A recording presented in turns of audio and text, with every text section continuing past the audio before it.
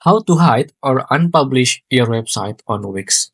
So right here on your Wix website editor, you can go to the top right of your screen and then have your cursor upon this publish, but don't click it. And then after that, you want to click on this unpublish site. And then right here on the website setting, you can just choose on unpublish.